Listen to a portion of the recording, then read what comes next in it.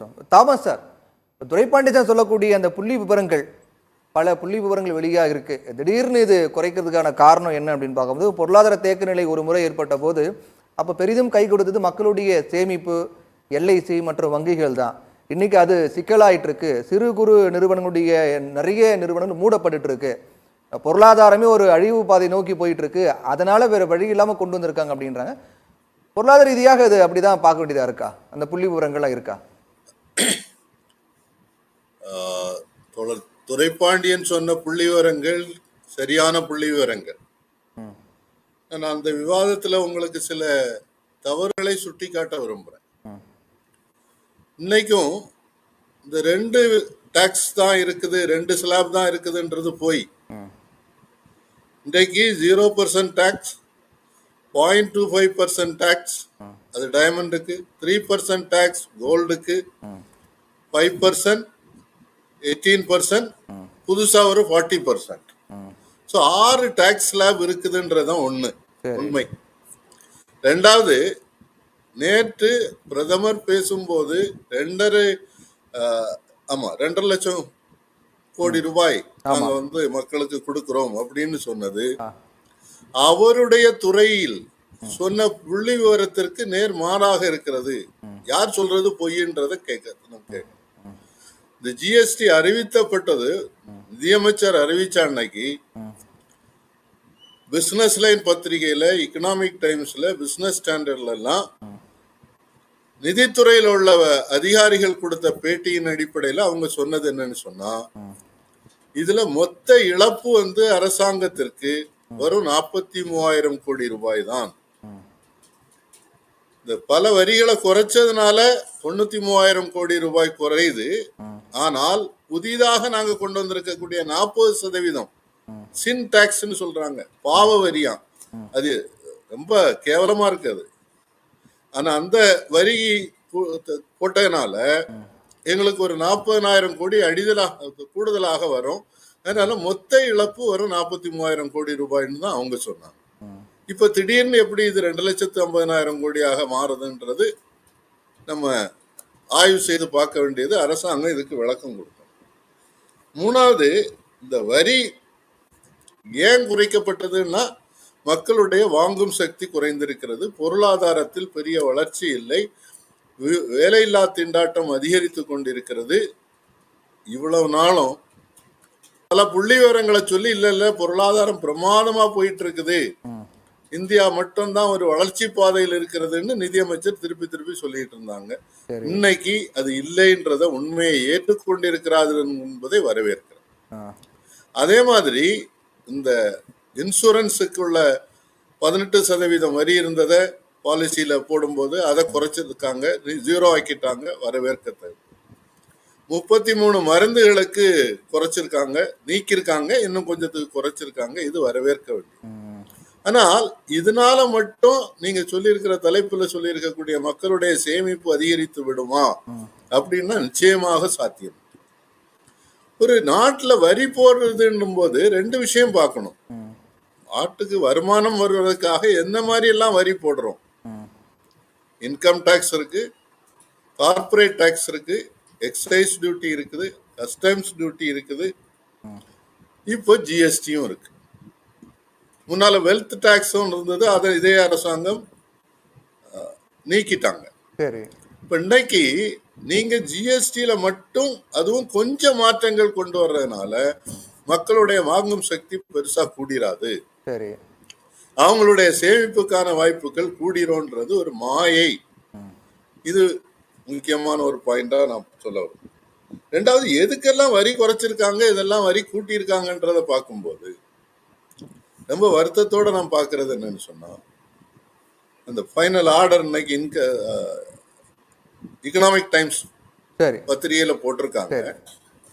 காக்ரா, சப்பாத்தி, பரோட்டா, பரோட்டா, அது ரெண்டுக்கும் என்ன வித்தியாசம்னு எனக்கு என்ன தெரியல. ஆனா இதுக்கு டாக்ஸ் கிடையாது. பிஸா தயாரிக்கக்கூடிய பிரெட்டுக்கு டாக்ஸ் கிடையாது.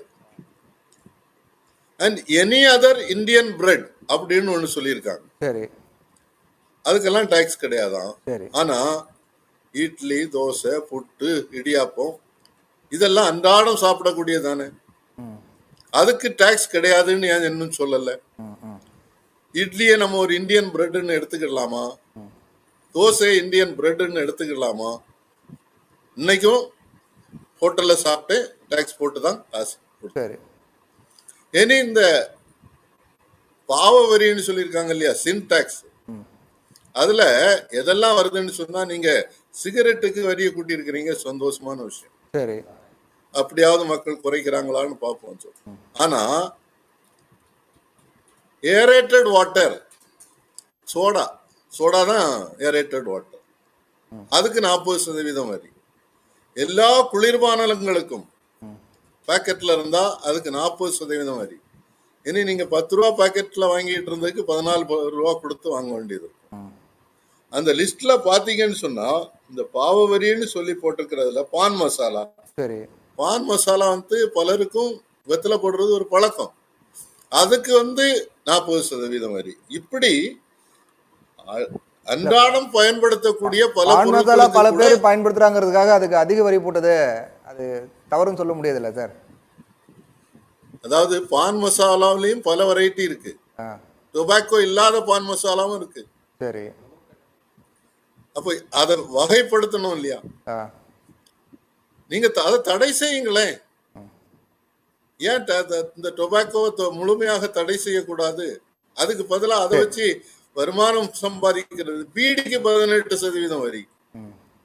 அப்போ எதுக்கு குறைச்சிருக்காங்க, எதுக்கு கூட்டி இருக்கிறாங்கன்னு பார்க்கும்போது, ஃபாஸ்ட் மூவிங் கன்சியூமர் குட்ஸ் இதுக்கெல்லாம் குறைஞ்சிருக்கு.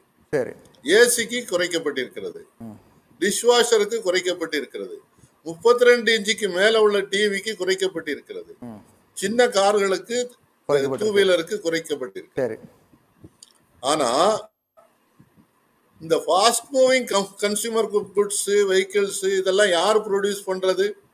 பெரிய கார்பரேட் நிறுவனங்கள். சிறு குறு தொழில்கள் செய்யக்கூடியவர்களுடைய வரி இன்னும் குறைக்கப்படாமல் இருக்கிறது. அவங்களுடைய ஒரு நீண்ட நாள் கோரிக்கை என்னன்னா, எங்களுக்கு இந்த டாக்ஸ் ரிட்டர்ன் கொடுக்கறதே பெரிய கஷ்டமா இருக்கு. ஏன்னா டாக்ஸ் ஒரு தடவை பதிவு பண்ணிட்டீங்கன்னா ஒரு சார்ட்டர்ட் அக்கௌண்ட் வச்சு மாசந்தோறும் நீங்க டாக்ஸ் ரிட்டர்ன் கொடுத்துட்டு இருக்கோம். இப்போ 40 லட்சம் வரைக்கும் டர்ன் ஓவர் இருந்தால், அதுக்கு மேல இருந்ததுன்னா ஜிஎஸ்டில வரும்னு சொல்லியிருக்காங்க. அது சேவைத்துறை, உற்பத்தி துறைக்கு, சேவைத்துறைக்கு 20 கோடி.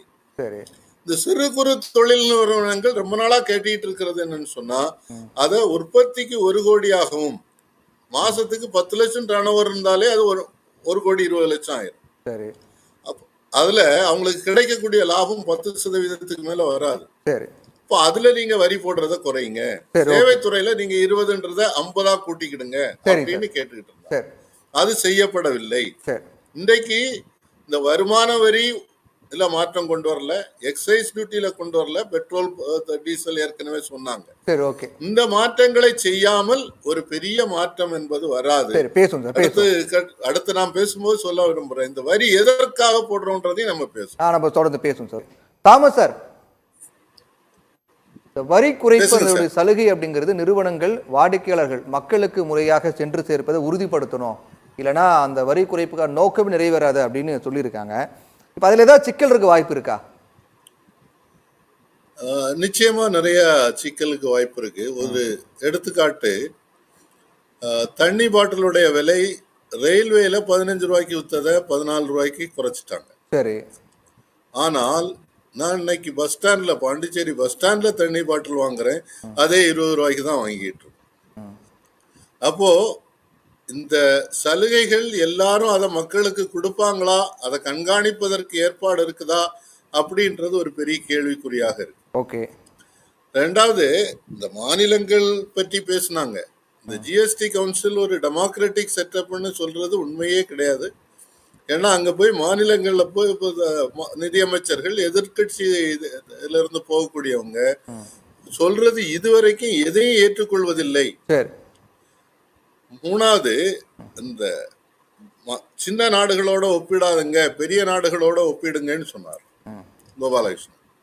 நீங்க சைனாவில் என்ன வரி போடுறாங்கன்றதையும் கொஞ்சம் பாருங்க, அமெரிக்காவில் என்ன வரி விகிதம் இருக்குது, ஜெர்மனில என்ன வரி விகிதம் இருக்குதுன்னு பாத்தீங்கன்னா, இந்த 3 நாடுகள்லயுமே ஜிஎஸ்டி வரி விகிதம் நம்ம நாட்டை விட ரொம்ப குறைவு.